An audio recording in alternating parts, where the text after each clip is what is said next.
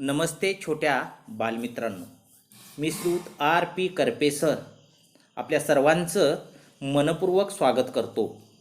पाठीमागील तासाला आपण पाठ क्रमांक 4 सावरपाडा एक्सप्रेस कविता राऊत या पाठामध्ये आपण कविता राऊतने नाशिक जिल्हा स्पर्धेमध्ये कशा पद्धतीनं धावण्याच्या स्पर्धेत यश मिळवलं आणि तिच्या यशामध्ये विजेंद्र सिंग यांनी कशा पद्धतीनं योगदान दिले याचा आपण अभ्यास केलेला आहे. त्याच्या पुढच्या भागामध्ये आपण आता सुरुवात करणार आहोत. यामध्ये पहिल्यांदा मी मुलांनो प्रकट वाचन करतो, आपण व्यवस्थित ऐका. हिऱ्याला पैलू पाडल्यावर त्याचे तेज अधिकच फैलावते. तसे तिच्या बाबतीत झाले. गुजरातमधील गांधीनगर येथे झालेल्या राष्ट्रीय पातळीवरील शालेय स्पर्धेत धावण्यात रौप्य पदक मिळवून तिने यशाचा आरंभ केला. पुढे मग नाशिक येथे सराव आणि हर्सूल येथे शिक्षण अशी कसरत कविता करत होती. कविताची ही ओढाताण पाहून विजेंद्र सिंग यांनी तिला 11वीसाठी भोसला मिलिटरी कॉलेजमध्ये प्रवेश मिळवून दिला. ती राहणार कुठे हा कवितेच्या आईवडिलांना पडलेला प्रश्नही विजेंद्र सिंग यांनी सोडवला. 24 ऑक्टोबर 2002 पासून पुढील 5 वर्षे ती त्यांच्याच घरी राहिली.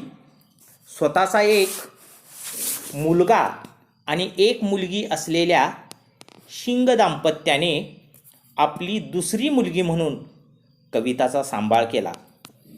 तिच्या धावण्याच्या गतीकडे विजेंद्र सिंग यांनी लक्ष पुरविले आणि त्याची प्रचिती म्हणजेच कविताचे यश एकापाठोपाठ एक विक्रम तिच्या नावावर झळकू लागले.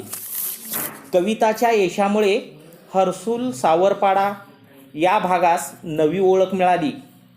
आज केवळ राऊत कुटुंबालाच कविताचा अभिमान वाटतो असे नाही, तर संपूर्ण हर्सूल परिसराची हीच भावना आहे.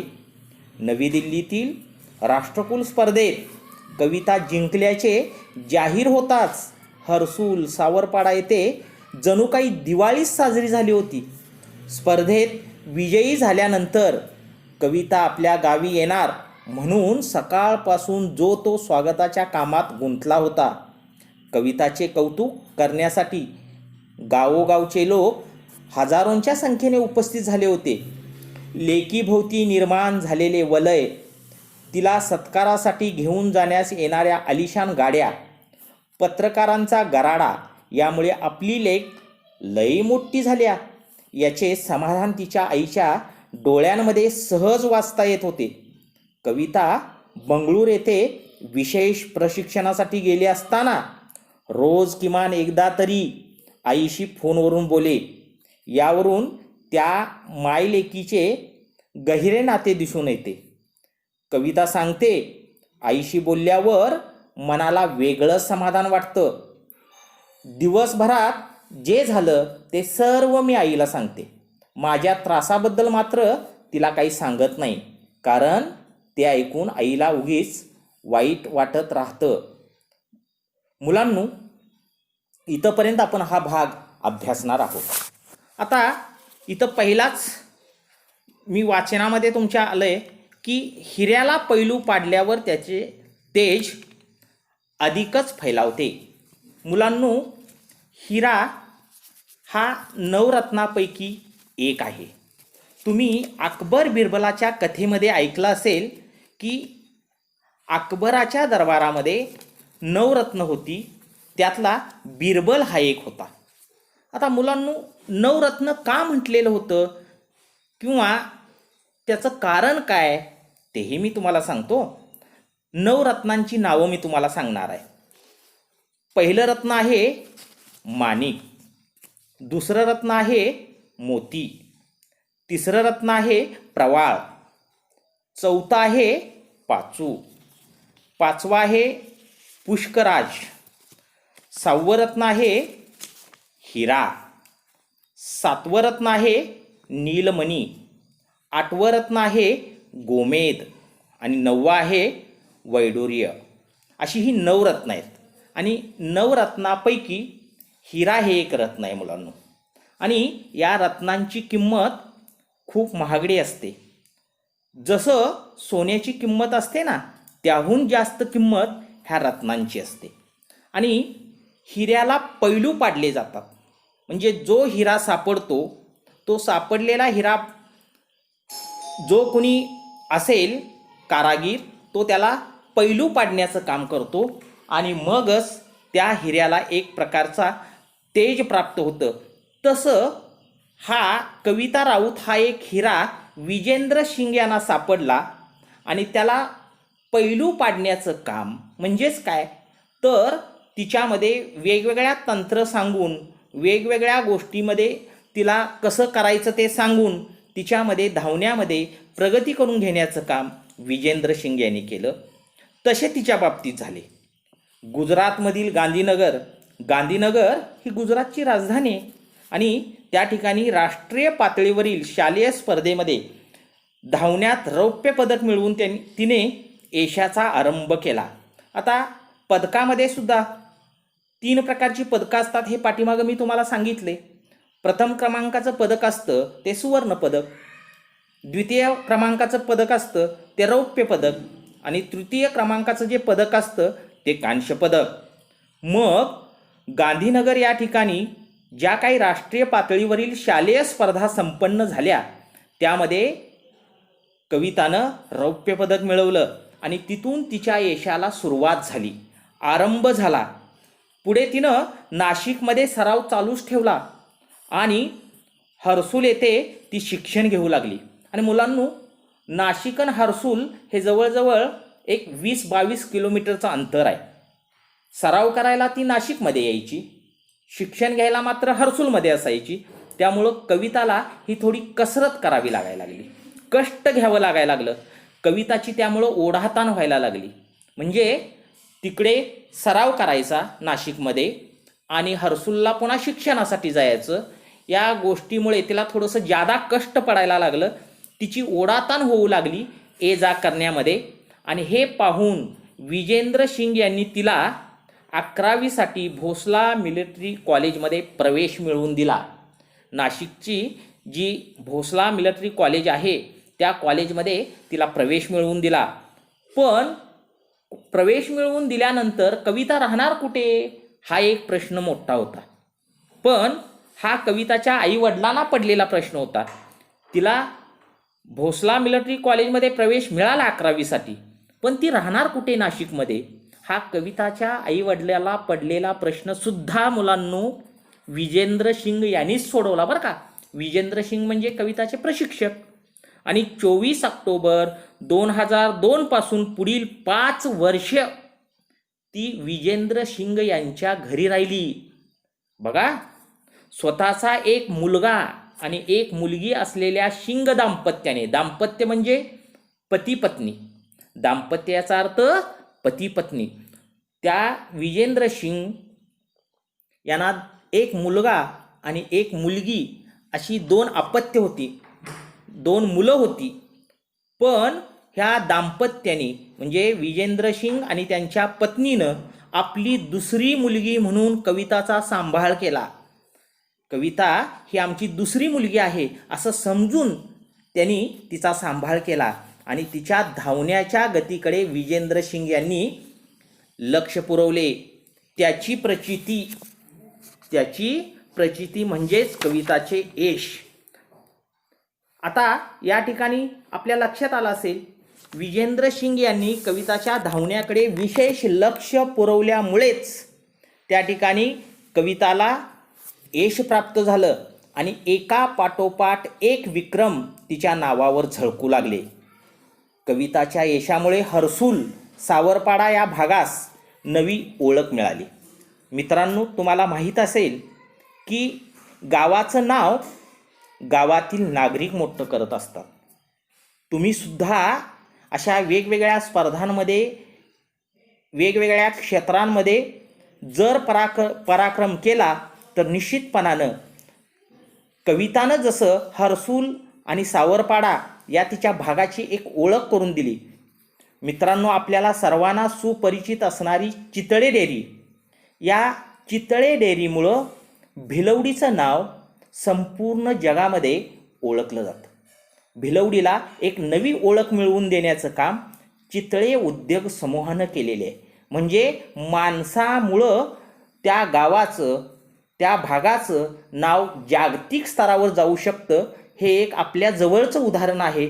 चितळे उद्योग समूह हा आपल्या भिलवडी स्टेशनला असणारा उद्योग समूह, आणि या उद्योग समूहानं दुग्ध व्यवसायामध्ये जे काही नाव मिळवलं आणि जे या भागाचं नाव त्यांनी संपूर्ण जागतिक स्तरावर जे झळकवलं, त्याला कारणीभूत आहे चितळे उद्योग समूहातील सर्व त्यांचे घरचे लोक. त्यांनी घेतलेली मेहनत, त्यांनी घेतलेले कष्ट, त्यांचा दर्जा, त्यांच्या दुधातील उत्पादनातील जे जे काही पदार्थ मिळतात त्याच्यातील असणारा दर्जा. तसं कवितानं धावण्यामध्ये जे काही जागतिक स्तरावर यश मिळवलं, त्यामुळं हर्सूल आणि सावरपाडा या भागाला एक नवीन ओळख निर्माण झाली. आज केवळ राऊत कुटुंबालाच कविताचा अभिमान वाटतो असं नाही. मित्रांनो, जसं आपल्याला चितळे कुटुंबियांबद्दल संपूर्ण भिलवडीला एक वेगळेपण जाणवतं, किंवा त्यांच्याबद्दल आपल्या मनामध्ये असणारी आस्था, आपुलकी, प्रेम एक वेगळा आहे. आपण चितळे कुटुंबियांकडे एक वेगळ्या भावनेनं बघतो, आणि चितळे कुटुंबीयसुद्धा मुलांनो या भिलवडीकडे बघत असताना एक वेगळ्या भावनेनं बघतात. तसं कविता राऊतसुद्धा केवळ त्या हर्सूल आणि सावरपाड्यापुरती, तिच्या कुटुंबापुरती मर्यादित राहिली नाही, तर त्याच हर्सूल, सावरपाडा या परिसरातील सगळ्यांना कविताबद्दल अभिमान वाटतो. सगळ्या परिसराची भावना कविताबद्दल उत्तम आहे. नवी दिल्लीमध्ये मुलांनो राष्ट्रकुल स्पर्धा भरलेली होती, आणि या राष्ट्रकुल स्पर्धेमध्ये कविता जिंकल्याचे जाहीर होताच हर्सूल सावरपाडा येथे जणू काही दिवाळीच साजरी झाली होती. दिवाळी म्हणजे आनंदाचा, उत्साहाचा, दिव्यांचा सण म्हणून मुलांनो आपण साजरा करतो. आणि दिवाळीमध्ये अगदी लहान सहान, म्हातारे कोतारी, सगळी मुलं, बायका, माणसं सगळेजण आनंदानं आणि उत्साहानं हा सण साजरा करतात. आपल्या घरी आपण दिवाळीला गोडधोड पदार्थ तयार करतो, तसाच उत्साह ज्यावेळी कविता दिल्लीतील राष्ट्रकुल स्पर्धेमध्ये जिंकली, त्यावेळी हर्सूल आणि सावरपाड्यामध्ये फटाक्याची आतिषबाजी करण्यात आली, घरोघरी गोडधोड पदार्थ बनवण्यात आले. म्हणजे पुन्हा एक वेळ दिवाळी साजरी या हर्सूल आणि सावरपाडा परिसरात केली गेली. स्पर्धेत विजयी झाल्यानंतर कविता आपल्या गावी येणार, म्हणून सकाळपासून जो तो स्वागताच्या कामात गुंतला होता.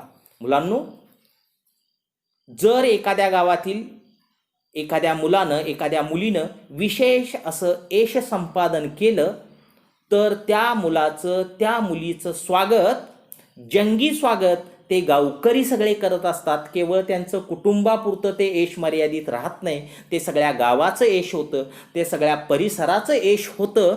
आणि मग अशा वेळेला संपूर्ण गाव, संपूर्ण परिसर त्या मुलीचं, त्या मुलाचं स्वागत करत असतो. इतकंच नव्हे, तर असं काहीतरी दैदिप्यमान यश जर मिळवलं, तर त्या मुलाचं, मुलीचं हत्तीवरून मिरवणूकसुद्धा काढली जाते, वाजत गाजत गावातून पंच आरती वगैरे केली जाते. तसं कविताचं जंगी स्वागत करण्यासाठी सगळे गावकरी, जो तो आपापल्या कामात गुंतलेला होता, कविताचे कौतुक करण्यासाठी गावोगावचे लोक हजारोंच्या संख्येने उपस्थित झालेले होते. परिसरामधले इतर लोकसुद्धा तिच्या स्वागतासाठी उपस्थित झालेले होते.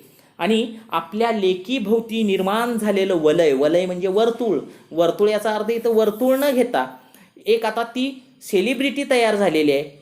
मुलांनो, आपले आयडॉल कोण असावेत? आता बरीच मुलांना हिरो हिरोईन आवडतात, त्याबद्दल मी काय बोलणार नाही. पण हिरो हिरोईनपेक्षा जे लोक देशाचं नाव उज्ज्वल करतात, ते लोक आपले हिरो आणि हिरोईन असले पाहिजेत. उदाहरणार्थ सचिन तेंडुलकर आपला हिरो असायला पाहिजे, कविता राऊत आपली हिरोईन असायला पाहिजेत, PT उषा आपली हिरोईन असायला पाहिजे, अभिनव बिंद्रा आपला हिरो असायला पाहिजे, विराट कोहली आपला हिरो असायला पाहिजे आणि देशाचे जे सैनिक आहेत ते आपले हिरो असायला पाहिजेत आणि त्यांच्याकडं बघून आपण प्रेरणा घेतली पाहिजे. चित्रपटामध्ये हिरो हिरोईन बघून आपण त्यांचे दिवाने होतो, त्यापेक्षा वेगवेगळ्या खेळामध्ये देशाचं नाव अजरामर करतात, देशाच्या सीमेवर रात्रंदिवस जागून जे देशाच्या सीमांचं रक्षण करतात ते जवान, हे खेळाडू आपले प्रेरणास्त्रोत असले पाहिजेत, आपले हिरोईन असायला पाहिजेत. आणि तिला सत्कारासाठी घेऊन जाण्यास येणाऱ्या ज्या आलिशान गाड्या होत्या, म्हणजे कवितानं राष्ट्रकुल स्पर्धेमध्ये यश मिळवल्यानंतर ज्या कविताला कधी पायामध्ये चप्पल घालायला मिळाली नाही, अनवाणी चालत असे, तीच कविता आता आलिशान गाड्यामधून पत्रकारांच्या गराडा म्हणजे घोळका, पत्रकारांच्या घोळक्यामध्ये एखाद्या व्यक्तीनं असं दैदिप्यमान यश मिळवल्यानंतर पत्रकारसुद्धा त्या व्यक्तीच्या अवतीभोवती त्या व्यक्तीची मुलाखत घेण्यासाठी, त्या व्यक्तीला काय वाटतं हे विचारण्यासाठी पत्रकारसुद्धा गराडे घालतात, घोळका करतात आणि आपली लेक आता लय मोठी झाल्या याचे समाधान तिच्या आईच्या डोळ्यामध्ये बघितल्यानंतर दिसत होतं. कविता बंगळूर येथे विशेष प्रशिक्षणासाठी गेली असताना रोज किमान एकदा तरी आईशी फोनवरून बोले. मुलांनो, कविता पुन्हा विशेष प्रशिक्षणासाठी बंगळूर या ठिकाणी गेली, पण प्रशिक्षणासाठी बंगळूरला गेल्यानंतर न विसरता न चुकता कविता आपल्या आईला रोज किमान एकदा तरी फोन करत असे आणि आईशी बोलत असे. त्याचं कारणही असंच आहे की मुलींचं आपल्या आईवडिलांची एक वेगळी नाळ जोडलेली असते, एक वेगळं नातं असतं आणि मनमोकळेपणानं बोलण्याचं ठिकाण म्हणजे आपले आईवडील. आपल्या मनातील ज्या काही भावना असतील, आपल्याला जे काही वाटतं ते आपण कुणाजवळ व्यक्त होतो, तर आपल्या आईवडिलांच्या जवळ व्यक्त होतो. तसं कविता किमान दिवसातून एकदा तरी आपल्या आईशी फोनवरून बोलत असे. यावरून त्या मायलेकीचे गहरे नाते दिसून येते. दाट, गहरे याचा अर्थ दाट, अतूट न तुटणारे असे नाते आपल्याला दिसून येतं. कविता सांगते, आईशी बोलल्यावर मनाला वेगळं समाधान वाटतं. आणि कविता म्हणते, मी आईशी बोललो ना की मनाला एक वेगळ्या प्रकारचं समाधान, मनाला एक वेगळ्या प्रकारचा आनंद वाटतो. दिवसभरात जे झालं ते सर्व मी आईला सांगते. प्रशिक्षणामध्ये दिवसभरात जे काही होत असे त्याचा सगळा वृत्तांत, त्याची सगळी माहिती ती आईला सांगत असे. माझ्या त्रासाबद्दल मात्र तिला काही सांगत नाही. म्हणजे कविताला तिथं जो काही त्रास होतो तो मात्र आईला सांगत नव्हती. थोडक्यात काय, सकारात्मक गोष्टी तेवढ्या ती आईला सांगत असे, नकारात्मक गोष्टी सांगत नसे. चांगल्या गोष्टी सांगत असे. तिच्या बाबतीत जे काही कठीण प्रसंग किंवा जे काही तिला त्रास होतो ते मात्र तो आईला सांगत नव्हती, कारण ते ऐकून आईला उगीच वाईट वाटत राहतं. म्हणजे आपल्या आईला वाईट वाटू नये, आपल्या लेकीला तिकडे त्रास होतो आहे, आपल्या लेकीला तिकडे थोडंसं कष्ट पडते आहेत, हे आईला वाईट वाटू नये म्हणून कविता आपल्या आईला फक्त चांगल्या गोष्टी तेवढ्या सांगत असे. वाईट किंवा कष्ट पडणाऱ्या गोष्टी आपल्या आईला सांगत नसे, की जेणेकरून आपली आई चिंतेत पडेल, काळजीत पडेल आणि तिला चिंता लागेल अशी एकही गोष्ट आईच्या ती कानावर घालत नसे. आणि खरोखर जी मुलं कष्ट घेण्याची तयारी ठेवतात ते कष्टच घेतात. कष्टाबद्दल कोणत्याही प्रकारची कुरबूर आपल्या आईवडिलांपर्यंत पाठवत नाहीत किंवा आईवडिलांना सांगत नाहीत, कारण त्यांच्या अंगी जया अंगी मोठेपण तया यातना कठीण असे संत तुकाराम म्हणतात. जया अंगी मोठेपण तया यातना कठीण. ज्या लोकांना मोठं व्हायचं आहे त्यांना तेवढेच यातना सहन कराव्या लागतात, तेवढेच त्यांना कष्ट घ्यावे लागतात. आणि म्हणून मुलांनो, आपण सुद्धा कष्ट घ्यायला शिकलं पाहिजे. कष्टे विना फळ नाही. कष्ट घेतल्याशिवाय मग तुम्ही अभ्यास केला तरच तुम्हाला परीक्षेमध्ये चांगले गुण मिळणार आहेत. तुम्ही कष्ट घेत राहिला तरच तुम्हाला मोठ्या पदावर पोचता येणार आहे. म्हणून कष्ट घ्यायची तयारी ठेवा आणि कोणतंही कष्ट करायला, कोणतंही काम करायला कमीपणा न मानता आपण काम करायचं आहे. धन्यवाद. पुढील भागामध्ये आपण नंतर राहिलेला भाग